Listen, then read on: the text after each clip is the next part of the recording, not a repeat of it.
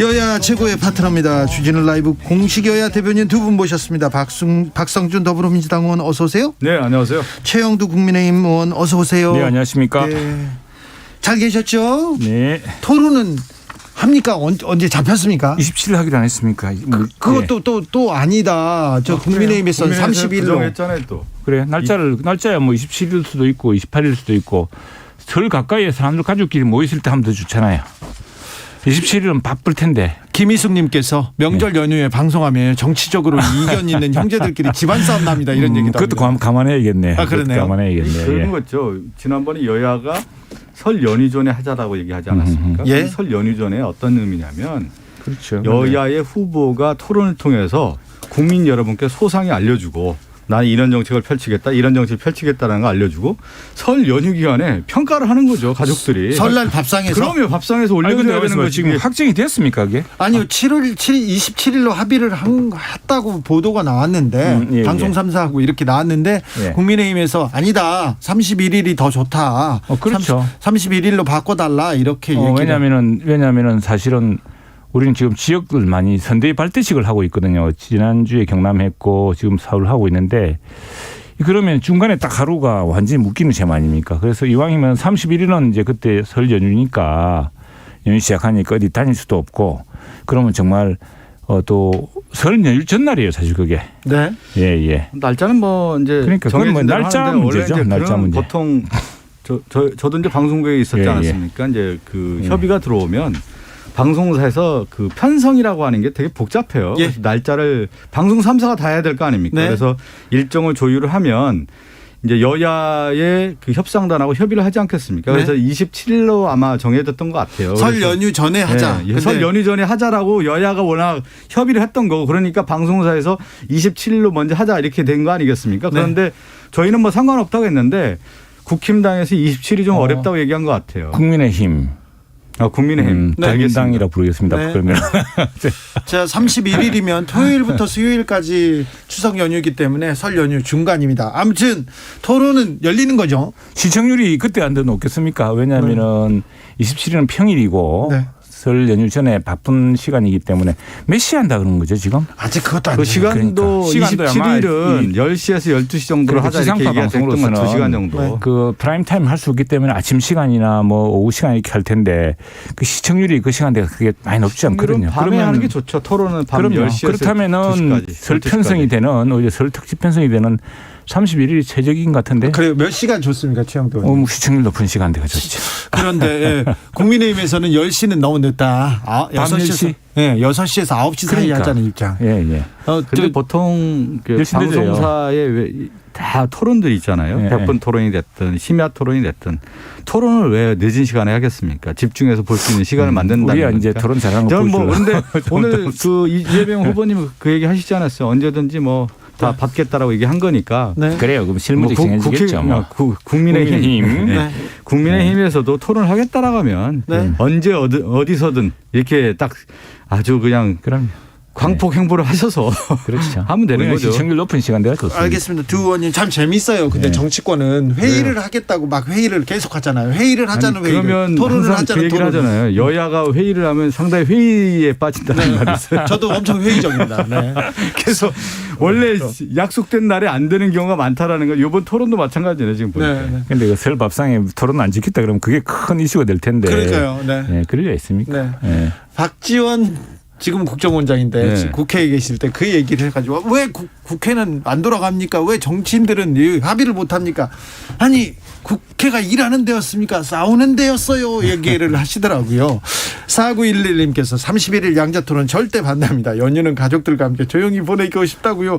이번 연휴는 대선 이제 대선이 한 달여 앞으로 다가왔기 때문에 굉장히 그 설 연휴 전에 폭탄 터뜨려 놓고 지금 그런 이야기 나옵니까? 아, 그렇습니까?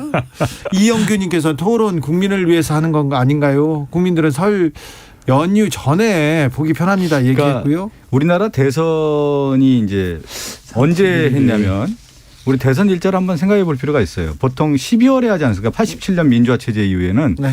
뭐 12월 19일, 17일 뭐 이때 열렸고요. 지난 대선은 5월 9일 날 열렸습니다. 그러니까 이번 대선은 3월 9일이니까 설 연휴를 끼고서 대선을 치르는 것은 처음이다라고 볼 수가 있는 거죠. 그러니까 네. 명절 앞에. 명절 앞에 끼고 대선을 치르는 게 이번 처음이기 때문에. 그렇게 됐기 때문에 앞으로는 계속 설 전에 이렇게 하게 되겠습니다. 네. 되니까 그때는 그러니까 설 연휴 전이라는 것이 토론에 많이 반영이 되겠죠. 그때 뭐 서로 악쓰고 싸우고 그런 것보다 누가 정말 어젓하게 예. 진지하게 하느냐 이게 오히려 득점 요인 아니겠습니까? 알겠습니다. 아마 설 연휴 전이라는 것도 토론 분위기에 상당히 영향을 미칠 것이다 이렇게 생각합니다. 2507님께서 27일 9시부터 월드컵 지역 예선이 있습니다. 안 됩니다. 이렇게 얘기하셨고요. 27. 그것도 변수네요. 그것도 변수네요. 7733님. 더 큰 변수가 있었네요. 예. 대선 토론을 한다니까 다행입니다만 제발 두 사람 모두 형수 이야기, 부인 이야기, 비방 말고 정책 이야기 해주시면 감사하겠습니다. 두 사람 머리 맞대고 1라운드 복싱하고 토론하든지 제발 비방은 그만 해주세요.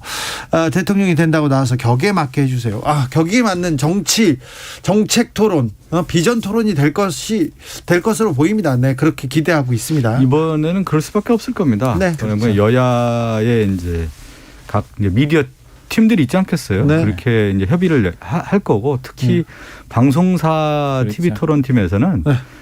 정책 관련된 부분을 더욱더 집중적으로 그렇죠. 예. 아마 그렇게 하겠죠. 토론 주제자가 네. 토론 그 사회자가 이제 많이 이끌 수 있으니까. 네. 우리 박승준 의원 바쁘시겠어요. 방송 토론 cenk 준비하시죠? 출신이니까 토론 저는 그쪽 팀에 있지 않고요. 네. 경선할 때는 좀 같이 제가 했었는데 네. 지금은 따로 이제 미디어 팀이 있어서 네. 박주민 의원이 이제 특위위원장이어서. 근데 제가 이제 그 전에 그 반기문 총장이나 또 김황식 총리 서울시장 할 때 이게 보면은 방송 토론이라는 게 후보자한테는 큰 이게 이제 그 스트레스거든요. 그래서 엄청 스트레스겠죠. 예. 왜 청와대 홍보수석을 방송 출신 하는가 봤더니 방송 출신도 역시 방송 토론 준비를 잘 해주니까 그때 참 후보들한테 큰 신임을 얻는 중요한 계기다 생각이 들더라고요. 근데 특히 이제 토론 같은 경우는 이제 준비를 많이 하지만 토론장에 들어갔을 경우는 후보 본인의 몫이거든요. 그러니까요. 후보가 다 해야 되는 거고.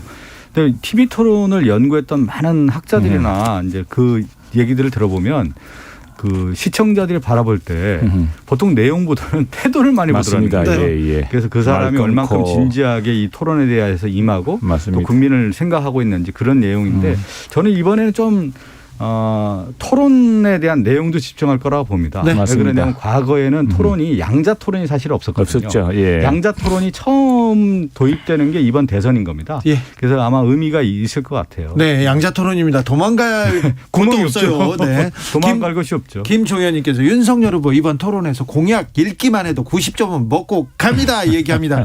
일단 기본적으로 KBS 출신 황상무 전 앵커가 토론 코치 많이 하고 있고 준비를 많이 한다면서요. 모르겠어요. 제가 그 팀이 아니었어요. 그래요? 예. 근데 아마 방송 출신들이 역시 이게 방송이라는 게 토론이라는 게 룰이 있거든요. 무제한하는 게 아니라 보면 지난번에 뭐 40분씩 쓰게 한다든가 한 질문당 이게 있거나 아니면 반박이 있거나 이렇게 되면은 그 룰을 잘 따르는 것도 굉장히 중요하더라고요. 그래서 아마 그런 역할을 하실 겁니다. 박성준 의원님, 제가 한 말씀 드리면 민주당이 요거 하나 말씀드리고 그 앵커님이 얘기하신 네네. 것처럼 답변을 좀 드리고 싶은데 토론의 이제 룰이 되게 중요하지 않습니까? 네, 네. TV 토론 같은 경우는 기존에 약속 대련했단 말이에요. 약속 정해진 룰에 의해서 몇 분 몇 초. 뭐 1분이 1분, 2분이 2분. 그리고 그다음에 상대 질문에 대한 것들이 딱 정해져 있고 그랬는데 사실 양자 토론에 이번 어떤 형식이 도입될지 모르겠는데 자유 토론이 돼야 되는 겁니다. 한 주제에 대해서 자유롭게 토론할 수 있게끔 만들어주는 어떤 토론의 장을 만들어야 진정으로 국민들의 눈높이에 맞는 토론이 되지 않을까 싶습니다. 그 부분에 대해서는 각 의원들이 각 당 의원들이 열심히 하겠죠. 그런데 민주당 얘기해 주십시오. 뭔 얘기입니까? 국민의힘 경선에서 토론만 열리면 TV 토론만 열리면 홍준표 후보한테 윤석열 후보는 KO 당할 거다, 한 방에 갈 거다 그랬는데요. 네. TV 토론이 열리자마자 오히려 윤석열 후보가 치고 나가는 그런 흐름을 봤습니다. 그래서 민주당은 좀 조심해야 될 거예요. 그거는 제가 얘기하지 않습니까? 토론이라고 했을 경우에는 그동안에 그 국민의힘의 토론은 사자 토론 내지 육자 토론이지 않았습니까?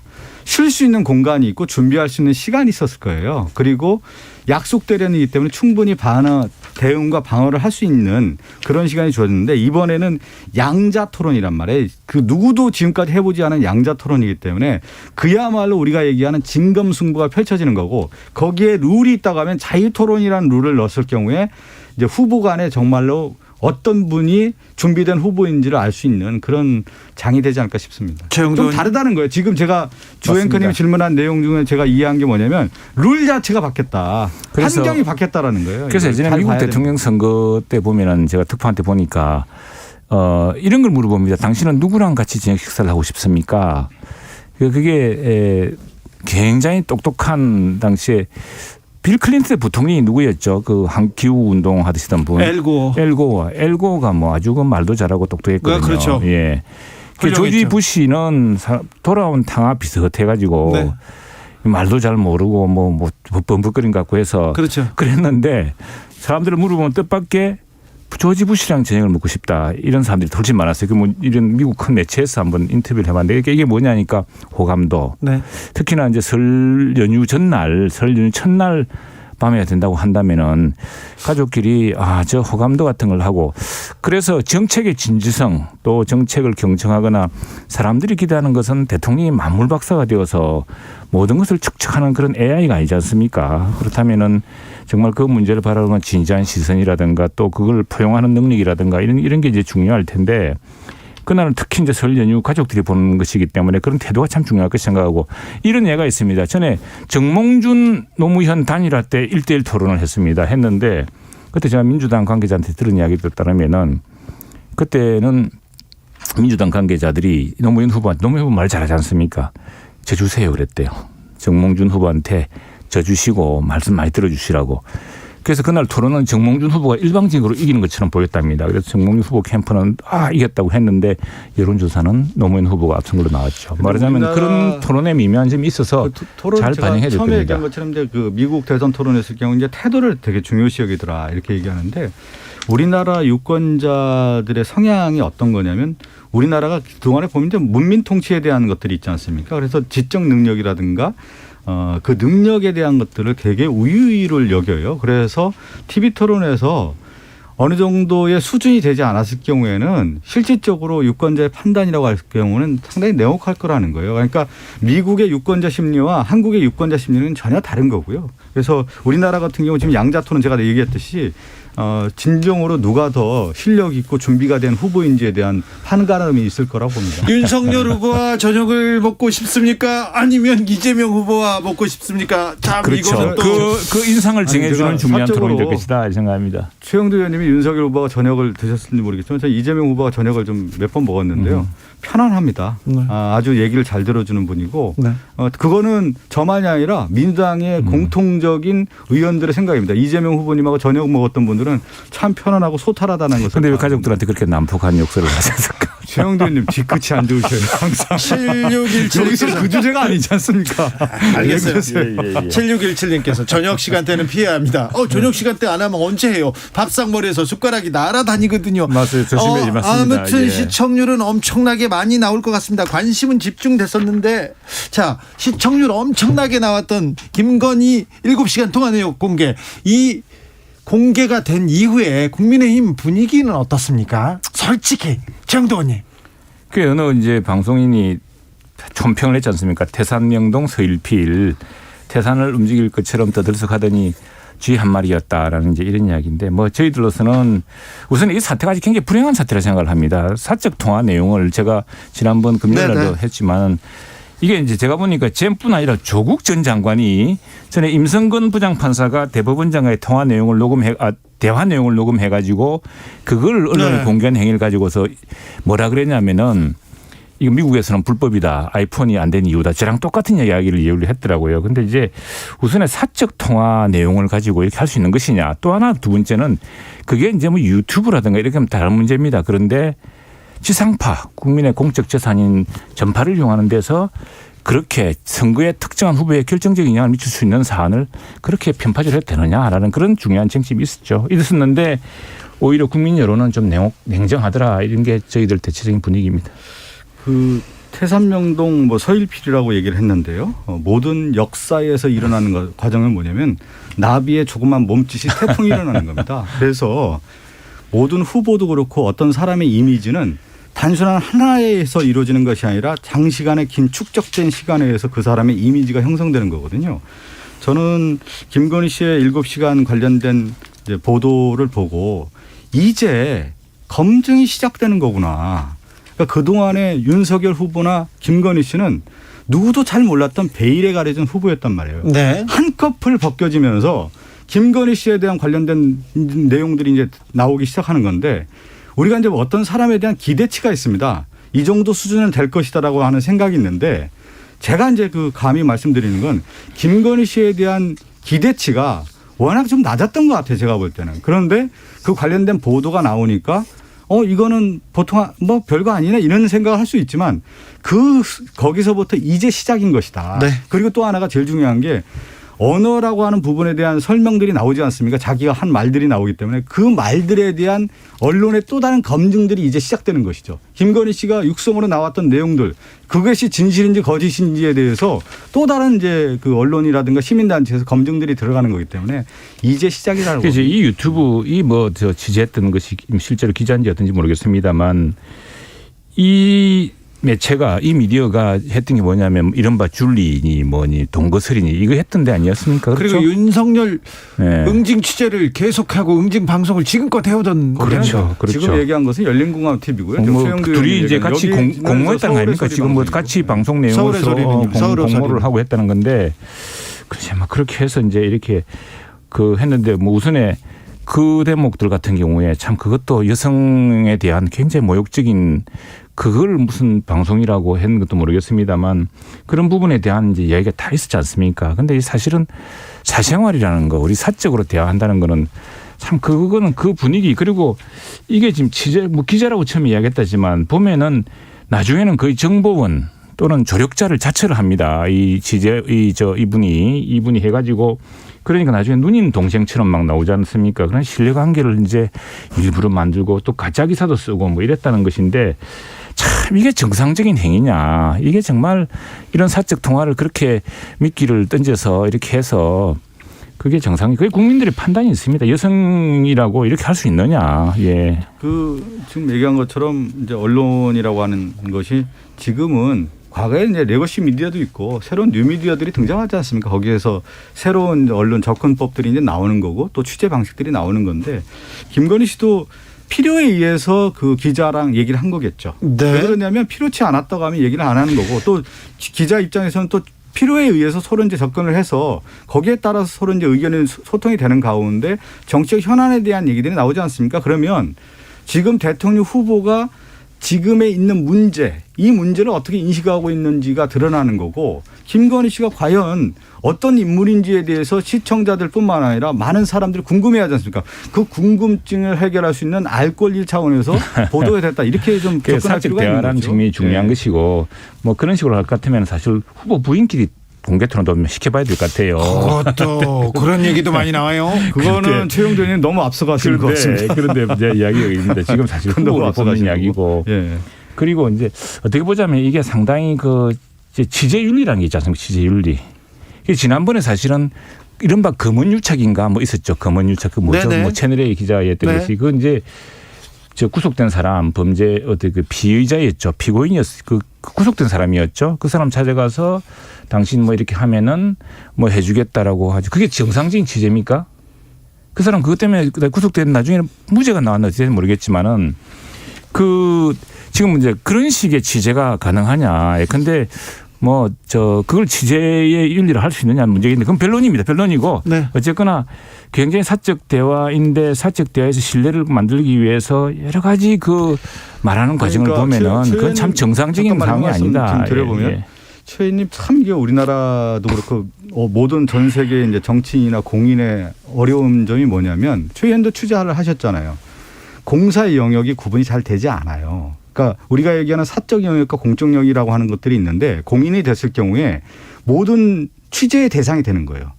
사인 간의 어떤 대화 내용이 됐든 사인 간의 어떤 만남 자체도 공인이 된 순간 그러니까 대통령 후보가 된 순간에 대통령 후보의 부인이 된 순간에 이미 이제 사적 영역이 없어지는 겁니다. 그래서 다 공적 영역이 넘어가는 거예요. 그러니까 사적 영역이라고 주장하는 순간 그것이 사실은 논리적으로 받아들이기가 굉장히 어려운 문제입니다. 법원에서도 그래서 공익적 목적 얘기하면서 허락했지 않습니까? 방송을. 그런데 자 여기서 하나 물어볼게요. 최영도 의원님. 예.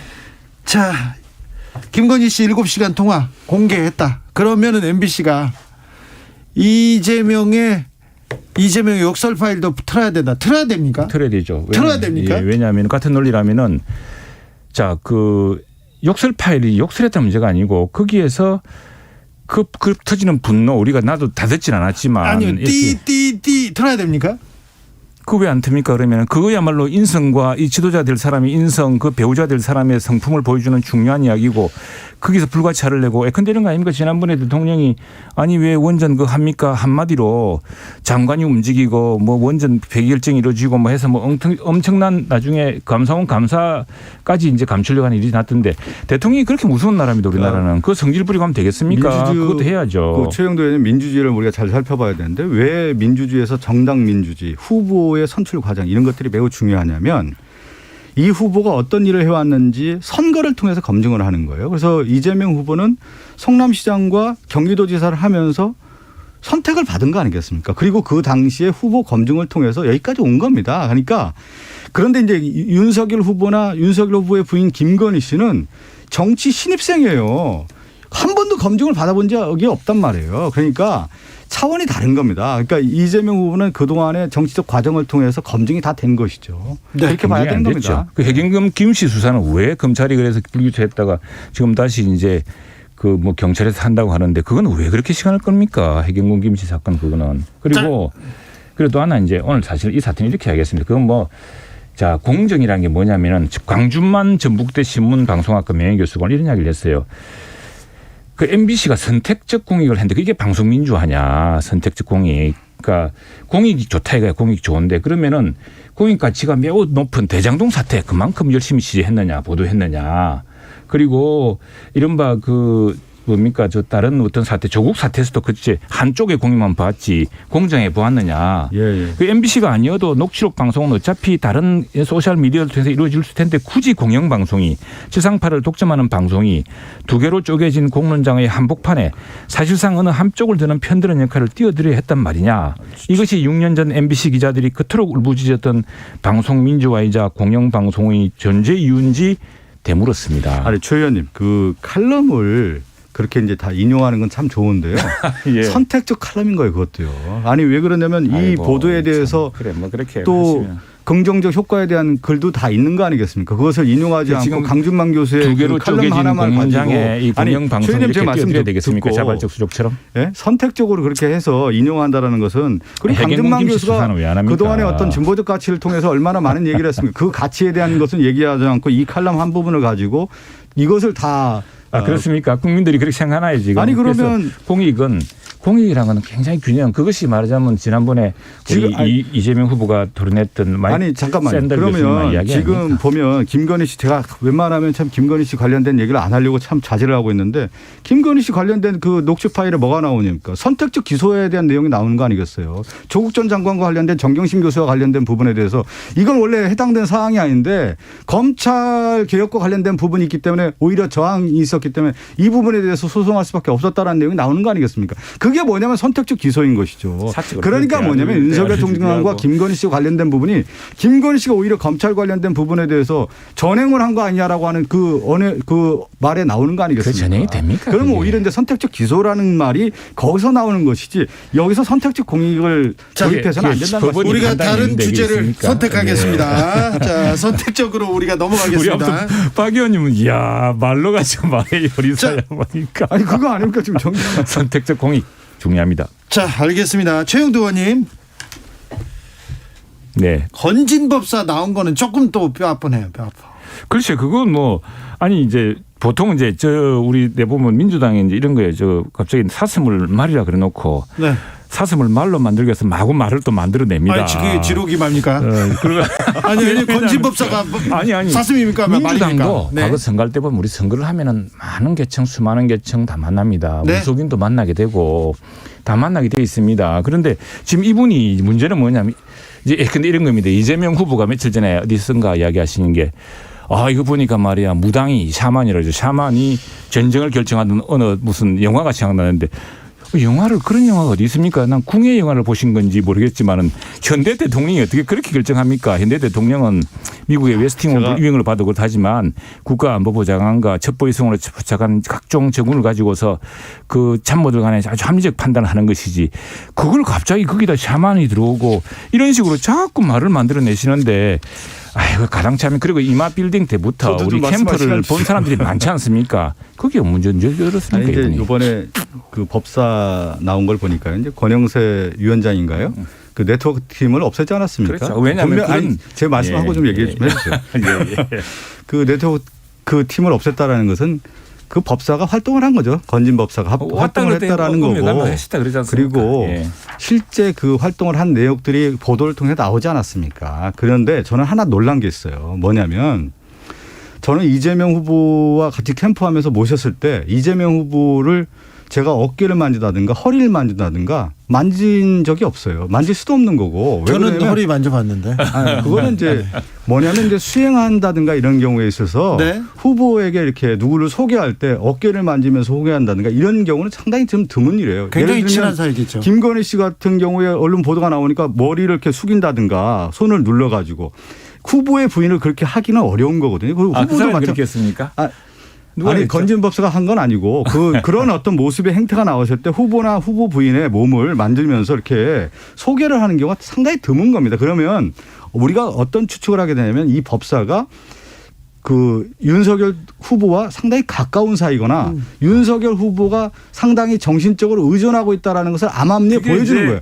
아니 뭐냐면 인간의 행동의 비헤이비어 행태 자체가 다른 사람에게 상징적 의미로 전달되는데 몸을 만지거나 이렇게 가까이 했을 경우에 다른 사람이 받아들일 때 친숙도가 높구나라고 하는 생각을 하게 되는 겁니다. 이재명 후보가 시장 나가면은 우리 참 열렬 지지자들 우리 시장의 상인들이고 할머니들이고 껴안고 하지 않습니까? 우리 마산에 왔더니 윤석열 후보를 껴안고 하고 캠프에서 그리고 그 사람이 그 이른바 뭐 자기도 고문 주지도 않은 자기가 고문했다는데 그분이 성품이고 그분이 치밀하게 하려고 했던 것인데 그거 갖고 무슨 궁예 관심법 하듯이 해석하면 안 되죠. 하태경 의원이 민주당에도 무속인이라고 했습니까? 어떤 그 역술인이 있다 이렇게 또 반격하고 나왔던데요. 하태경 의원은 원래 그렇게 얘기를 해요. 아니 같이 해봤는데 무속인도 중요한 직업인데 그걸 본질을 흐리는 그런 선거 때 찾아오시고 하면은 또 이야기하고 그런 거죠. 지금 그 건진법사 관련된 얘기가 있다면 고문을 누가 임명했는지 그 부분도 밝혀야 되는 거예요. 그래서 없다는 거 아닙니까? 왜 그 절차적 과정이 그렇게 돼 있는지 그 설명부터 하고 네트워크 팀을 없앴다라는 것 자체가 이미 인정한 거 아니겠습니까? 인정한 게 아니라 지금 하도 어떻게 지금 대선에 궁예 무속전쟁 이야기를 하니까 하니까 그냥 그 각은을 차단한 거죠. 무속인들한테도 대선은 대목입니다. 그럼요. 네. 아니 그거는 우리 제가 볼 때 지역 선거를 해도 누가 찾아오시면은 그거 그냥 강행할 수 있습니까? 세상은 양지와 음지가 있지 않습니까? 무속은 음지 세계에서 사람들과 관련된 얘기를 하는 것이죠. 그걸 가지고 지금 대선판 한복판에 나와서 세상에 많은 분들이 있는 것이고 사람 임명하고 인재 이렇게 추천해주고 그런 일을 하면 선거를 하다 보면은 최강학당 개청 만납니다. 네. 끝나고 우리가 끝났습니까? 하겠습니다. 이야기도 안 못했는데. 박성준, 최영두 두 분 감사합니다. 고맙습니다. 6시에 2부에서 이어가겠습니다.